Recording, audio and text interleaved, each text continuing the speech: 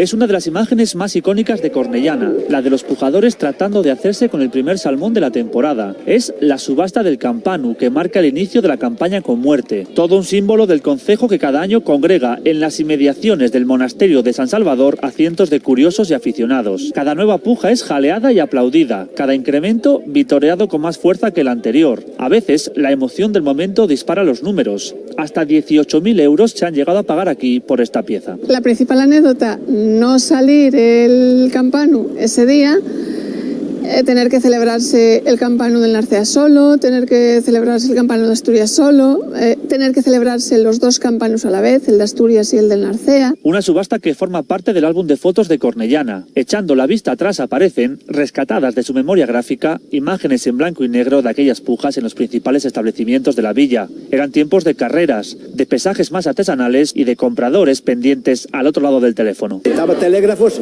ahí los precintaban.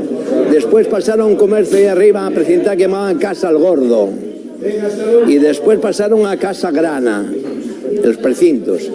Y yo te tiré por traer el precinto de aquí y que yo tenía algo de influencia.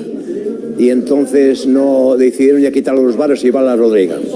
Y sí, ya hasta hoy, en la Rodriga quedó. Mañanas y días de grandes salmones que hacían rebosar de actividad estos espacios tan emblemáticos. En cuanto sacaban el campano, venían, tiraban el volador y venían como tiro al casino.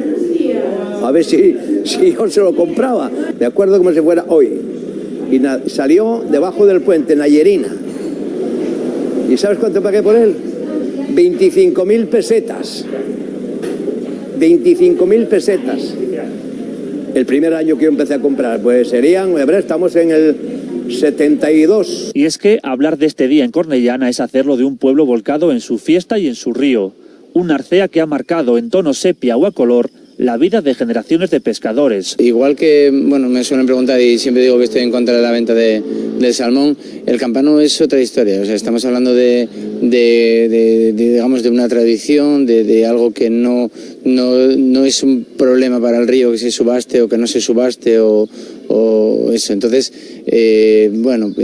yo soy de la opinión de que se debe de mantener y que esperemos que sea durante muchos años y que podamos subastar el Campanu durante muchos años, porque será señal de que los hay. Una fiesta que es, por encima de todo, un homenaje al que es considerado por muchos el rey de sus aguas.